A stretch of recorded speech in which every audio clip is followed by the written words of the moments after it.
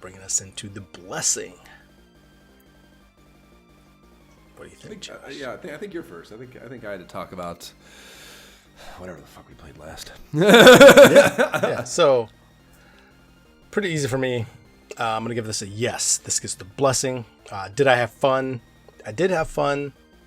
It definitely got harder, like I said, pretty early on, and that difficulty escalated. And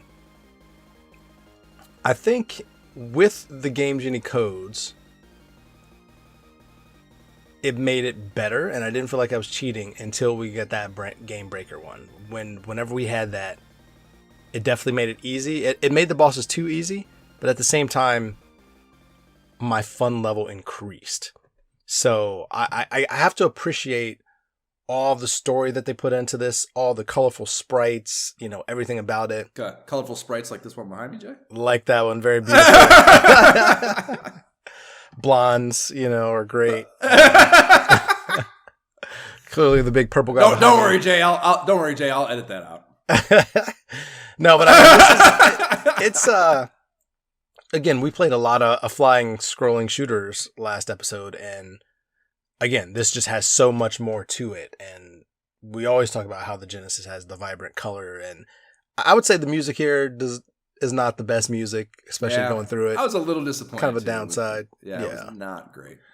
But, part of what I like about flying shooters, flying shmups sometimes is really, I know we've talked before about how a lot of times it has to have some level of complexity for there to be fun rather than just kind of flying around. But I think also sometimes I enjoy just the zen aspect of all I have to do is hold down this button and avoid the stuff on the screen. And I'll get bigger, better power-ups, and holding down the button will do more damage, but I want to just be able to zen and do that. And I think having that charging up the sword aspect of this definitely made it tougher and just made things very much, it really made it hard at times. But again, having the Game Genie code to compensate for that made the fun there. Now, does it deserve the blessing just because we have Game Genie codes readily available online that we can just easily look up and put in? I don't know. I still think the story and everything else around it makes it still a strong candidate for the blessing. If I had to play this without the Game Genie, I'd still have fun, but I definitely would not play it through to the end. I think, you know what I mean? Like, unless I just had a goal, I'm trying to play it through to the end, like, no matter what. Trying to get it done in 2 weeks, with other responsibilities, like, no. I think we took 3, but I think it applies nonetheless. Exactly. I mean, it's a lot. Okay. It's a lot, man. But still a yes, huh?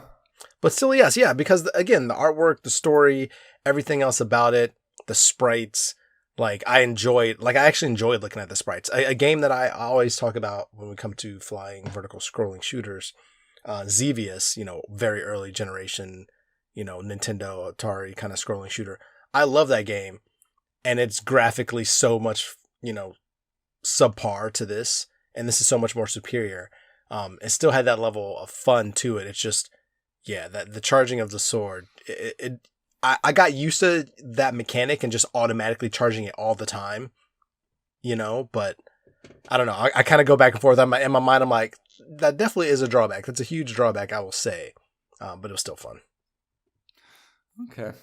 I'm glad that you went first, because I think I'm surprised that that you are giving it the blessing. Before I even get to my shit down, so the play video that I have playing here in the corner of my screen, after it finished the Genesis one, automatically clicked over to the arcade version. So I'm seeing it here as you were telling your blessing story, and it's interesting, dude. It's like some aspects, I think the Genesis one is better. It's first of all, it's on one of those shooter where the monitors turn sideways in the long version. Yeah, so it's one of the tall screens. And that changes, it kind of constricts everything horizontally a little bit because of that, which I think would really make the difficulty suck more to not have some more room horizontally. But some aspects look better, some aspects look worse, I think, than the Genesis. So it's definitely not a 1-to-1 like Strider was. But yeah, I'm watching it. There's definitely some differences. The that glass window, that part looked beautiful, dude. It looked so cool on the fucking arcade version here. Yeah, that's interesting. I'm definitely going to download that and check that out. Anyways, we'll talk about that in upcoming, what we're jamming on now, perhaps, how it compares in actual play. But as far as the Genesis version goes here, I don't know, man. I don't think I can do it. I can't for the fucking, I can't factor in my experience getting better with Game Genie codes. I can't do that. That just infringes on every principle I think I have about what deserves the blessing and not. And I don't think this, after those first couple of levels, and those were very fun, those first couple of levels. And yeah, it looks fucking beautiful. And I mean, you know how much I respect the effort towards story. Like I want to praise it. I am praising it endlessly for that. That's such a good effort, especially for a shmup, man. But this game is not fun. It's that mechanic that makes it different and cool ends up failing it on the back end of the play. And it's not fucking fun. It's just not fucking fun unless you can just vape things. And like, if I can't / don't want to battle the final 3 bosses of a video game, it's not a good video game. Yeah. That's fair. They did a lot of things that are great. And I don't know if you make it as simple as like it needed a little more QCing before it's out the door and they balance it a little better, or if it is that simple. Like I said, it's so interesting to me that like we kind of nailed down that fucking where it happens and how it corresponds to the story they wanted to tell and the graphics they wanted to use. That's super interesting that like if that's a conscious choice, like it's got to be harder so young kids can't find it. And like that's such a crazy decision to make. But it was a time, again, like so many other things about this game and any game of the time, like there are no standards for so many things. There's no rote ways of doing these things yet. So there are no common industry expectations. So like, everyone's just kind of like, oh, fucking like, they're trying to take a responsible approach and like that's the way they're going to do it. It's like that fucking poster thing on Techno Cop. It's like having kids having to write in their age on a fucking order form that you're never gonna check before. Like that's insane. That is even that you're bothering to do that. So like I totally believe that it's a possible choice affecting the actual difficulty and rest of the game experience. Like I totally buy that is a conscious choice that a development team could get pushed into by legal or whatever. I totally buy that's possible, but that doesn't make it okay. And, we are looking at these things as a cohesive experience. The marketing, the fucking development, the everything. We're looking at the whole picture here. And I don't think I can do it, dude. I can't even imagine how unpleasant of an experience it would have been to play those last 3 levels and how long it would have taken me to be able to talk knowledge about the experience of playing them. Like I just can't even imagine how much work that would have been, and that's not how video games are supposed to be. Yeah, I guess that is a philosophical question then, because if we're, looking at it just from the lens of like playing it back in the day, like that is very different blessing outcome versus, hey, am I going to put this on my game worth playing list and put in a Game Genie code like that? Yeah, I'm gonna absolutely do that and have fun and smash stuff and it's cool. But but to the normal questions I ask, like would I consider playing it again for fun? Yeah, like under those parameters or via remastered version. Yes. Would I recommend it to someone else? Only if they have the Game Genie. Only if they know how to turn on their cheats. Like you got to go to Keg of Fusion and kick that Game Genie person. Like if you don't do that.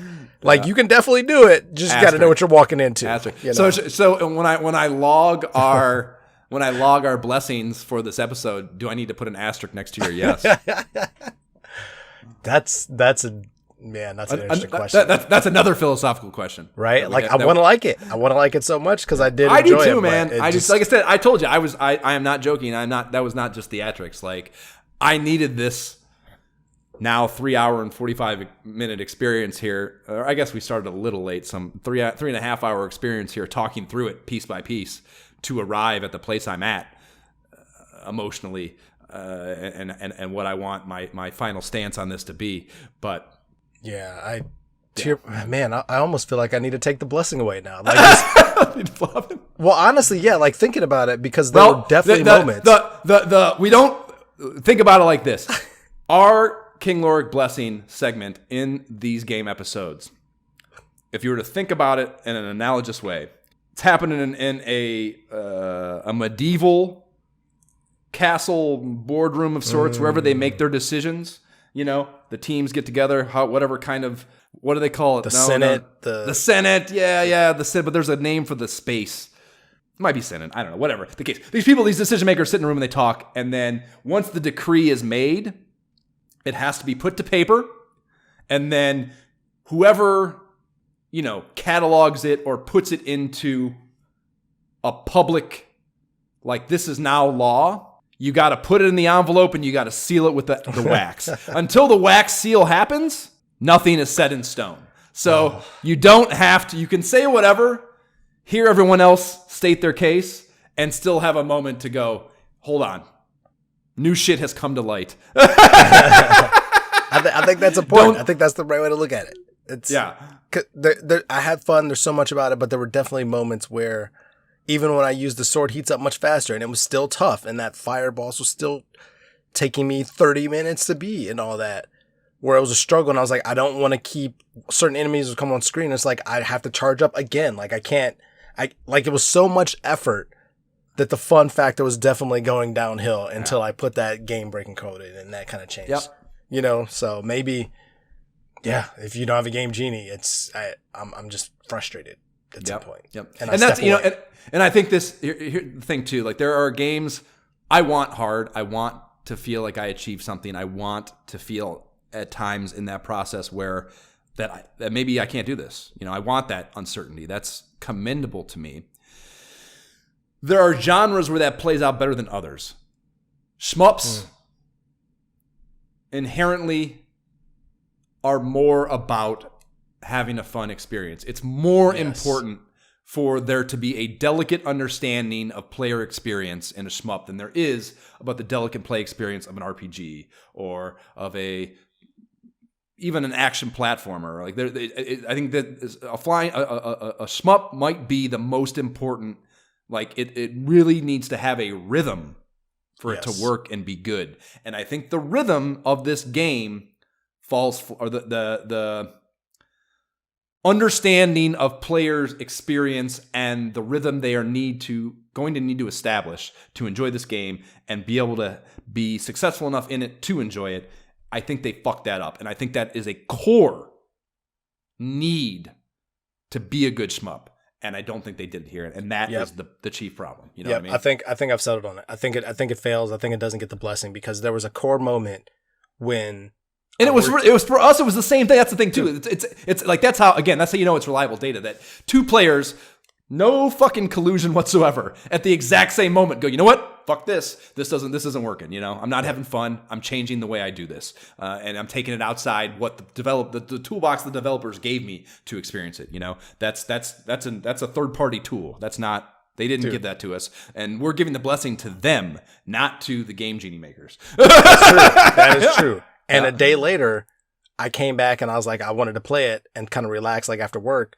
But I had the mental thought, like the explicit thought, it's not going to be the Zen experience that I normally get. I don't actually need this shit right now. Like, this is not going to be what I experienced. So I wanted to do a Phelios. I wanted to. I can't do it. Lot there. A little more time in the QC department, and you might have had a masterpiece here for sure. Yeah. Oh well, close call. Can't win them all. Can't have the peaks without the valleys.